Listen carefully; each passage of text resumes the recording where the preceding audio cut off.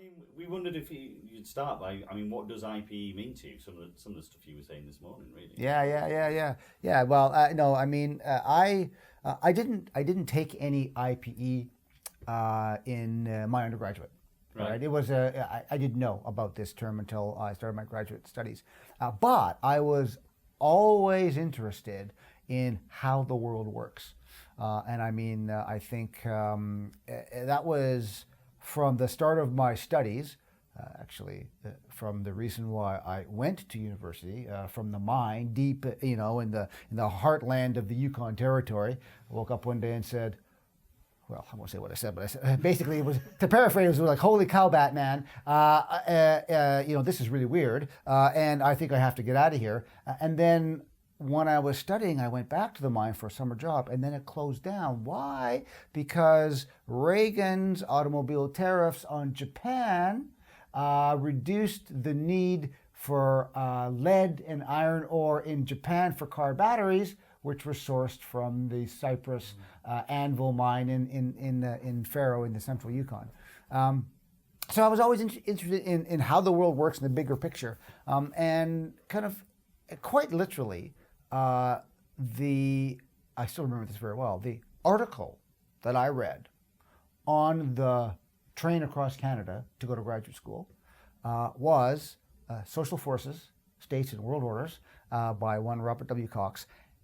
And if I showed you that, it was in an edited volume, and if I showed you that chapter today, you would see that it was totally marked up with exclamation marks and triple underlinings. And I think that was probably the first thing I ever read that put my interest in how the world worked into a way that I thought was really had traction, had legs. And then I went to York and met Cox. Took 2 of his courses in my first year, and I totally hooked from the word go. And eventually, I mean, kind of you rationalize it after the fact, but to me, political economy, he's got a phrase in that article, which is, to reach for a political economy explanation.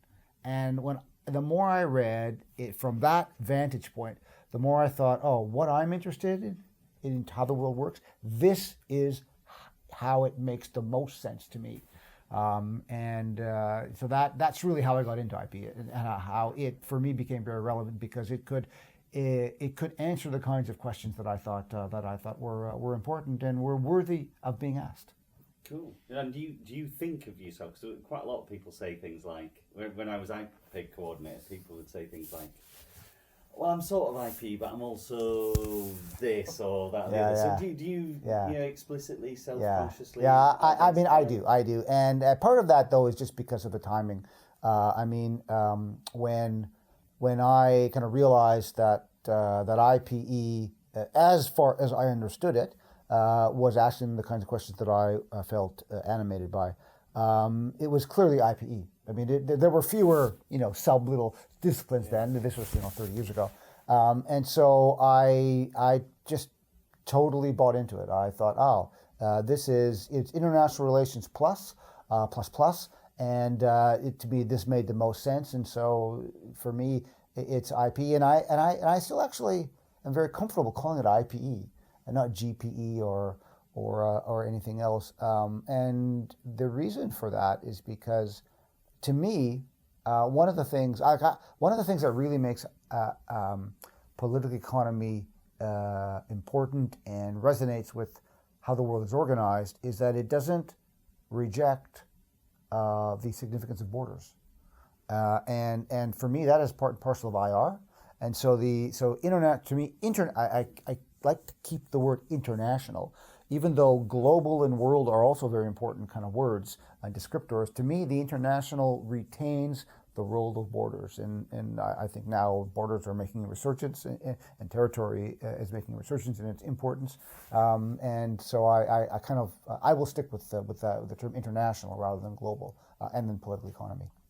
Great. And one of the things that stands out about your work, I think, is the use of Randall and but also this kind of eclectic you know, drawing of influences from elsewhere, exactly like you were talking about this morning, the stuff you published more recently on Cox and so on. I wonder if you could talk through the kind of rationale for that and what that brings to your work in a way that maybe would resonate with somebody who's coming to your writing for the first time. Sure. Yeah. Well, I mean, part of the explanation really, resides in how, what are my own intellectual kind of currents, and my undergraduate training was a dual degree in political science and history. And I've never figured out the difference between political science and history, and so historians have had a very big, enduring impact on my intellectual formation.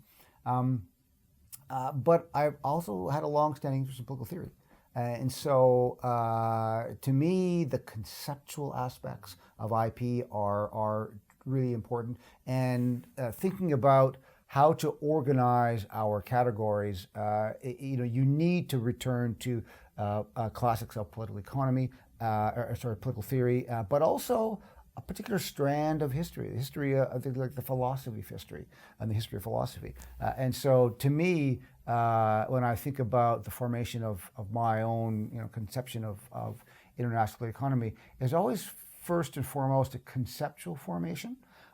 Followed then by the empirical element, but that has always kind of held a big role for the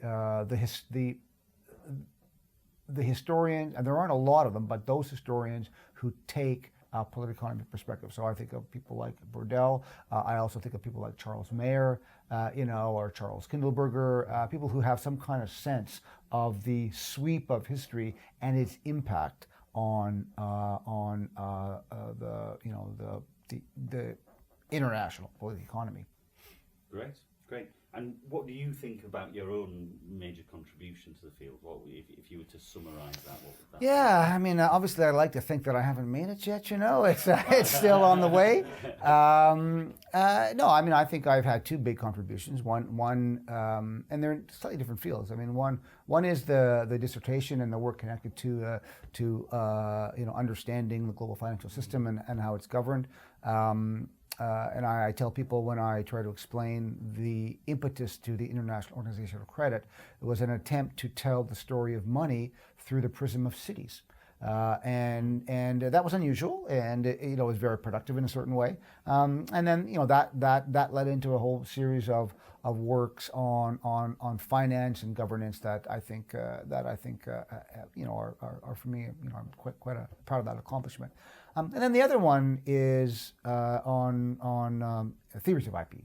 Okay, so that's the Gramsci stuff, which some people see it as critical of that tradition, and I always thought it was engaging with that tradition and kind of asking that tradition to do its homework a little bit better, because there's lots of stuff to be learned from there, and that's certainly what I'm doing now, and I think that that sharpening the way in which we use innovative and insightful concepts, is never out of date and has a shelf life that hopefully will be around long after I have hung up my pen and my paper and my computer. Great, thank you very much. Just actually to go back, one of the questions I thought I might ask you before was you mentioned going to graduate school and reading Cox, but then of course you came to the UK and you had that period in the UK which seemed a particularly productive one, and then back to Canada. I don't know whether those kind of your own personal mobility influenced your scholarship at all. I think being in the UK it did have a very big impact. It had an impact on kind of what I was interested in. I mean, someone who taught themselves, because there was no one at York who did anything on money. It was all, really all my own investigations. And then to be plunked down into a milieu where there was lots of interest in money and finance and credit, between Jeffrey Underhill and Phil Cerny, et cetera, it just gave a lot of enthusiasm to that subject. So one really important influence of being in the UK was being close to London. And London, I mean, I still love London, and I mean, it's really such an unusual kind of has such an unusual role in the global economy. That was very exciting, and you know, I interviewed lots of people in the city and etc. Including a very, very interesting English guy who was the head of a German bank. Where, you know, it was just like phenomenal getting kind of that kind of access, and you know, it's hard to do from Ottawa. But the other influence of being in the UK was, when I arrived. I think when I arrived, it was very unusual. There was an explosion of interest, you know, in IPE, in finance, and money, and in critical approaches to it. And so there I went, you know, from being at York, which was great in many respects, to plunking down in the middle of this center, this growing ball of energy, because of course the 1990s as well was, you know, it was the, you know, full-blown globalization and all this stuff, plus punctuated by a series of crises. So the density of people working on that, just, you know, you just fed off that. And the UK is small enough that even if you're in Aberystwyth, but when I was in Sheffield, Newcastle, you get on a train in 3 or 4 hours, you're in London, and you're everywhere, you know, and here it's very different, you know. So that was very energizing.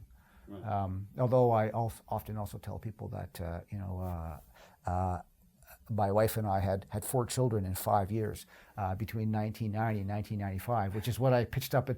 You know, I mean, I really have no idea how all that came together. You know? It's just a hell of a decade in so many ways. But yeah, being at the center of that, it was a tremendously stimulating time. Yeah. Right? Well, I always think, you know, that group of people who were in Newcastle.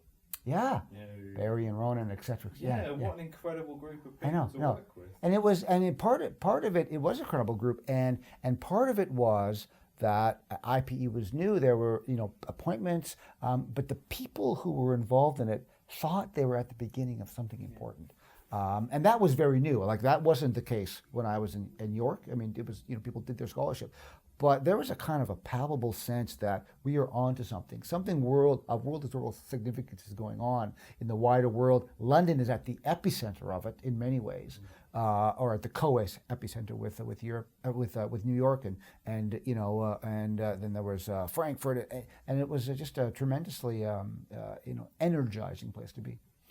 And you were IPEG convener while you were there. Wasn't I just there? Yeah. No, that's right. Yeah, that was also very interesting.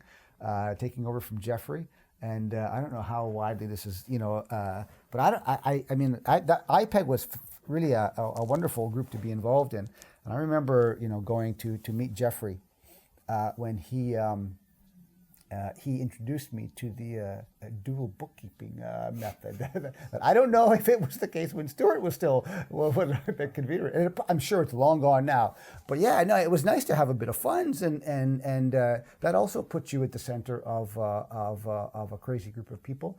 And there was just a lot of support. I found different universities to hold workshops, and you know, so it was it was a very energized. That period also, I was, you know, only 3 years is enough, but I was also you know, external examiner on, like, at one point, Manchester, LSE, and Leeds.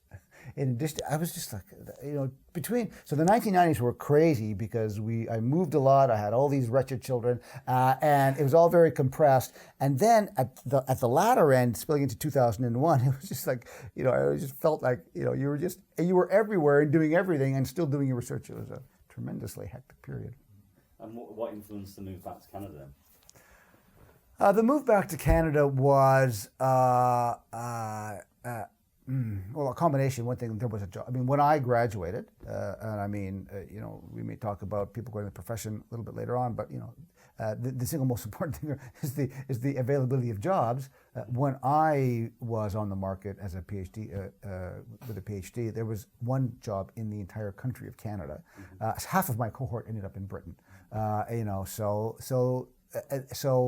there was a period of, in Canada, kind of retrenchment, and then they finally started off with jobs. And so literally it was a job came up, and our kids were at a certain age, and there was a war in the Middle East going on, the Gulf War, and Iraq War, and my wife was, she was probably would have been more comfortable in 2001 was kind of interesting in that respect. I mean, it was a kind of, I experienced that, in rural Wales at a conference by noticing all of the fighter jets suddenly flying over. What the heck's going on, right? And then we had actually one person at the conference was from Boston. We had several Americans at the conference, and it was a very kind of sobering thing. Even being in England doing that. And so the job came up, and we were thinking about that, and it was also the case that in terms of our children, you're never only an academic. You're a dad as well, and all this stuff. And so the timing was then, or we were going to have to wait. But it was I came for the interview at Carleton University, and the interview was all day. I get back to my hotel room before I meet some people for dinner, and the chair calls me and says, "You've got the job." I said, "Okay, that's great." I go back. It took us 3 months to decide, my wife and I. It was just like, that's how close it was. But eventually we did, and all has worked out well. Good to hear. Good to hear. It's really nice actually to get the kind of story of, because everybody's struggling with doing research and having kids and families and where do we live and Oh yeah. And the thing is it's never easy. No. There's always a different combination of challenges. Yeah. I used to always I went to the office every day because I just you couldn't do anything at home. It wasn't until we moved to Canada that I got an office. And now I work at home most of the time. I only go in when I teach or get to meet students or have meetings. But home life was just a total and utter chaos. All of that was done on 35 hours a week. I could not work in the evenings. I could not work on the weekends. I could only work when I was at the office. So it does have it focuses you for a while. Yeah. So back to IPE then. I mean, you've got you're not standard IPE in the sense of the work on finance is not small questions about finance. There's a big sweep of history. There's a big an ambitious attempt to come to grips with finance and the rest of IPE. So, I mean, what do you think about some of the key debates are in the discipline today, or what ought they to be if they are not that in practice? Yeah. Well, I tend to be, I like to think that I come from the, we should let 100 or 1,000 flowers bloom.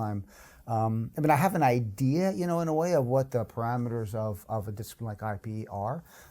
But there are, when you ask, if you come to it from the question of what makes the world work, how does Monday get to Tuesday kind of thing, there's just a million different ways to enter that, I'm very reluctant to say this topic is more important than that topic, and that's why I would never say, finance above all. If you're not doing finance, you're wasting your time. In the same way that, I always get very kind of queasy when someone says, if you don't, think about the colonial heritage, you can't understand. I mean, that there's some truth in that, or gender, or race, or class, or whatever. I think there are many ways to answer the questions that are of interest to us. So I really think that, in terms of my own students, I just support them, whatever they want to do, as long as they can make the link to, not to the really important subjects, but to how we think about the discipline. If they can add value to how we think about IPE and give us an extra arrow in our quiver, or if they can explore some unusual movement or event or debate and link it to others, for me that's how knowledge gets built up. But even having said that, I mean, there are I think some really big tectonic plates being shuffled around, One of them is connected to the rise of China. And I think there's a whole bunch of questions we can ask about that, either about China on its own, China in the world, China and America. So that's one really big set of questions. There's an equally big set of questions around liberalization. Is it strengthening? Is it waning? How do we think about that? We could also pose that in terms of intersubjectivity or mentalities or whatever. And I think that I tend to think that we live we have now been deflected into a trend where liberalization is not monopolizing our imagination. And that may turn out to be a bad thing, actually. I'm not sure. But, we do not live in an ideologically homogenous period like we did, for the most part in the Cold War and indeed in the 1990s when I cut my teeth on IPE. So I think that's a very important set of questions. And many of my colleagues still seem gaga over the strength of neoliberalism. I do not see it as strong as many of my colleagues in the discipline think it is, and that's another area of debate. There's an enduring question about ongoing American power and hegemony or dominance. I think that's a hugely important question, an enduring question.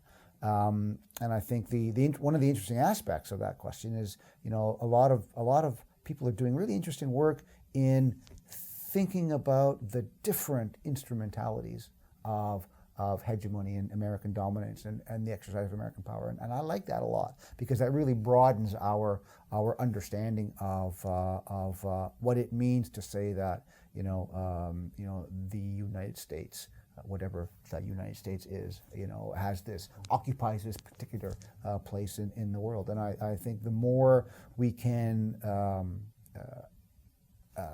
enter that debate from different vantage points, I think that we're all better off for it. Are you optimistic about the future of world order, or is this a pessimistic reading? No, well, I generally am I'm a glass half full type of person. I find it much easier to live my life thinking that the future is always going to be better. And for many people, I think it will be better. Despite all of the correct attention on inequality and on poverty and on marginalization and other aspects of deprivation, more people have more money and are able to use it to their benefit than ever before. The world is getting wealthier. The world overall, there are distribution issues, and we are living longer. For the most part, up until a certain point, most of us are healthier, with a few exceptions, obviously. But I think many metrics are actually pretty robust. So I think when I think about the future, I do think that even today, living in Canada, 50 miles from what, I think it is not all doom and gloom. But that's not to say that there aren't big problems, and that's one of the reasons why we ought to be casting 1,000 flowers to find out how those problems can be either modified or mitigated. The only thing I will say, or one thing I do maintain, is that capitalism ain't going anywhere. It's here to stay. I think it's here for a very, very long time. It has been evolving in kind of totally weird and unanticipated ways. And so that is the one kind of contextual continuity that I think we have to pay attention to. Okay.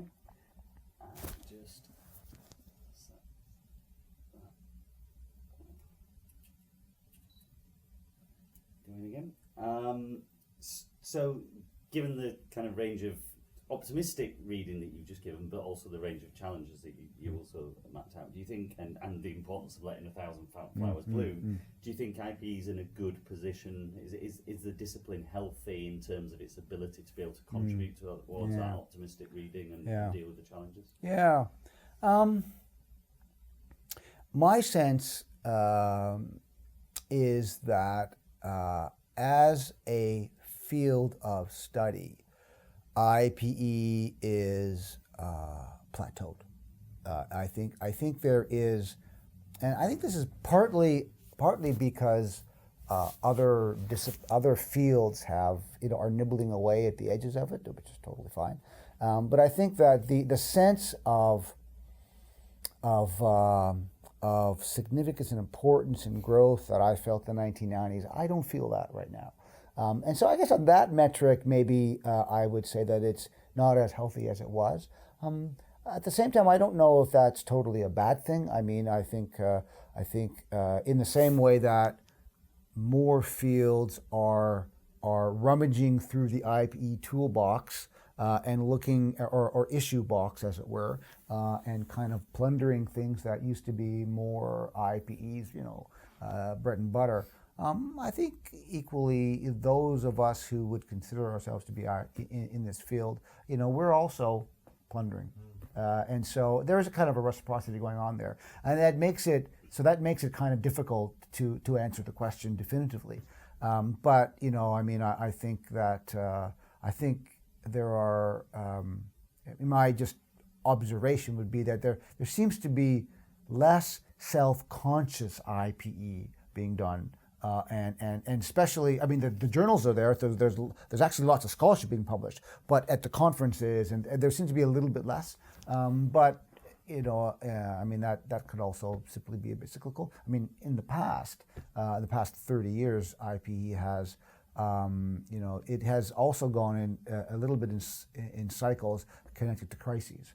And so, maybe, but we have to wait for another one. But I would say, I don't like to hold the world hostage to IPE's fortunes, but I think in a way there just seems to be a little bit less of a buzz, and the other I don't know if this is in Ottawa. My observation in Ottawa is that we seem to have not quite as many IPE students, a little bit fewer, but I think IPE was much more entrenched in Britain. The kind of IP that I think about. Canada there's a lot, but it's maybe a little bit it's a little bit softer now. Yeah, I'm not panicking, but the boil has come off a little bit, I would say. Okay, could you tell us a bit about your current projects, the historical ones? Yeah, no, I am I'm going to say half to 2/3 through an effort to excavate the role of the idea of history in how we think about IPE, to look at its presence philosophically and theoretically in the tradition of political economy. People, the degree to which people like Weber or Marx, there's, which Marx do you use, but Weber, Marx, Smith, and a couple of others that we don't always think about, what can we say about their conceptions of history, and then thinking about that in terms of the emergence of modern IPE. Okay, and I would also add, Polanyi and Gramsci, etc. And so I am trying to kind of chart an intellectual history of how this idea has been used, with the hope that I can provide yet another alternative for students of IPE to be curious about how the world works. Another set of methodological tools, historical tools, really about how to think historically about the problems that we may think are important. I am about to go on sabbatical, and the hope is I'll get a chunk of a manuscript written. I've had a lot of really good students doing lots of secondary material on, the way in which important historians have been used in IPE, whether it's Carr or whatever. So I've got a lot of material, and my hope is that, in the next year or so, more will come out. Okay, so in that there's a project about history, but is it also slightly about time? Well, the two are intimately yoked together, yeah. And so, you mentioned earlier the influence of Burdell in my thinking. I find in many aspects of Burdell's work totally intriguing. But I find his conception of time, this idea that there's more than one conception of time. It impacts social formations differently depending on how one organizes time. I think that's very important for our understanding of how deep-seated or fundamental change occurs.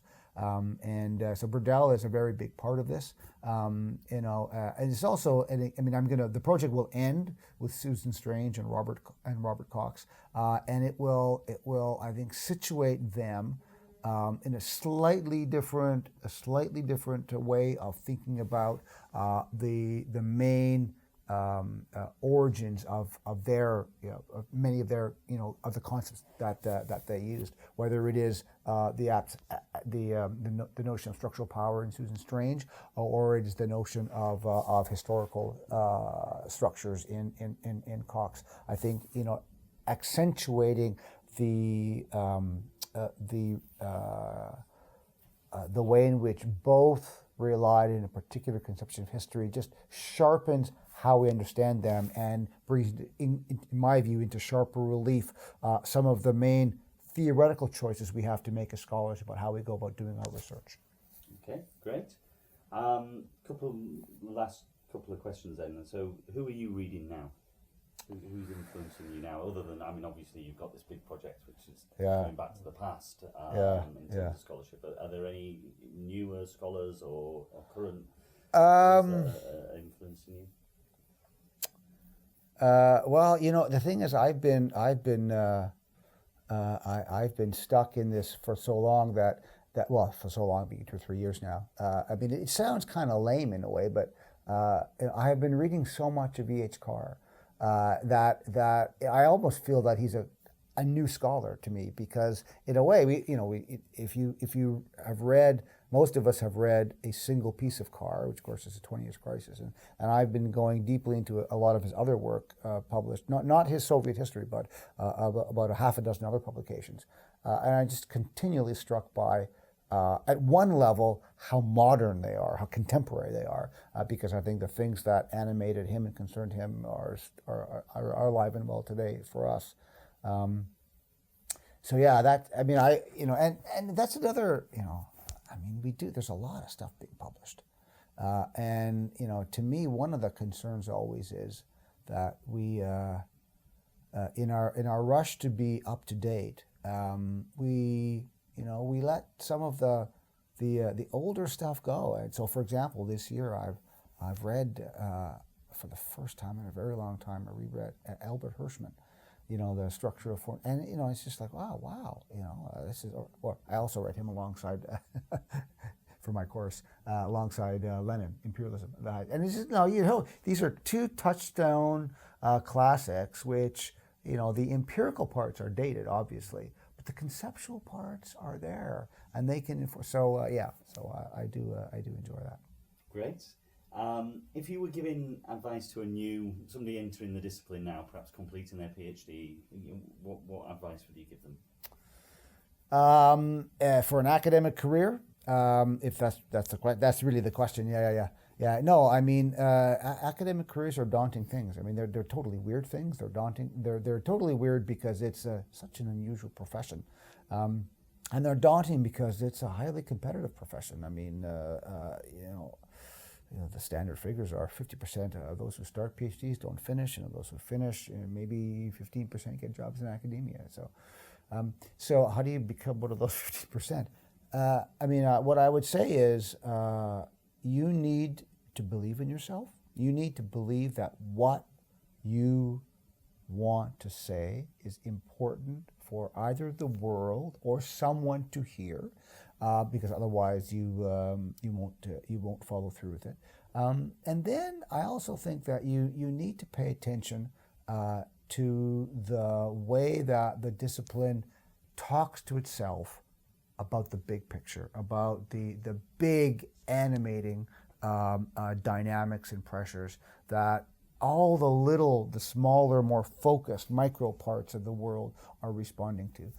So you need to, in your work, be able to go both micro and macro. You need to be able to speak to the discipline as it is constructed, as well as do very, very fine-grained work in whatever part of the world you're looking at. I mean, I often trot out the phrase by Strange, and I think it was in Pathways to Political Economy, that where she makes the point that you need to know a part of the world. Whatever you do, you need to know a part of the world thoroughly, so that you can move between the theory and how the world is actually. Where you cannot answer the question of how does the world work unless you know a part of it. So I think you do need to be able to move between those two. But most of all, you just have to work like a bastard. To be perfectly honest, you have to work hard. You have to be prepared, which is why it's such a weird profession. You have to be prepared to move. You have to be prepared to put in 60-hour weeks initially, not for a lot of pay. Right, the payoff comes down the road. And the payoff comes from meeting the students, from being, working with ideas, and from feeling that, ultimately what you are doing has an impact on either someone or people, or government or whatever. But I don't do government stuff.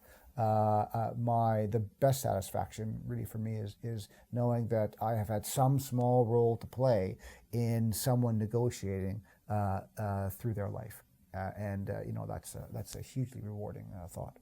Brilliant. And one of the things I always do, no matter what the interview's about, is I always say, you knew we were coming to speak to you. You probably had some idea in your mind about what we ought to ask you. Are there things that we haven't asked you that you think we should have, and what are those? Yeah. Well, I did look at you. You sent me the questions. I guess, is there something that I thought you would have asked? Well, I was pretty sure. I thought you would ask something along the lines of how did you get into it, and you did that. And I think that's a very good question to ask, because it's neat to get, because we're all, as Stuart was saying before you started, when we teach our material, we teach it through the writings of people who are just names, and who, and so it's always interesting. Because I always ask people when I get to know them, how did you get into this? Yeah, so that's a very good question to ask. You might have asked, how are you going to get out? I don't know, you could have asked that, yeah. I'm going to retire. I'm going to retire at some point in the not too distant future, as I think all of my colleagues should. I don't think we should hang on, because we need to make way for other people, other voices. I mean, to me, that's that is the strength of IPE. Is not that we all agree on how it should be organized, how it should be conducted, what method we should be using. The 1,000 Flowers approach. The world is such a variegated, heterogeneous place that a single set of questions is going to be inadequate to actually understand how the whole world goes from Tuesday to Wednesday. So let 1,000 flowers bloom, which means that do your bit and then make some space and let someone else come in and do it. Perfect. Okay, thank you very much.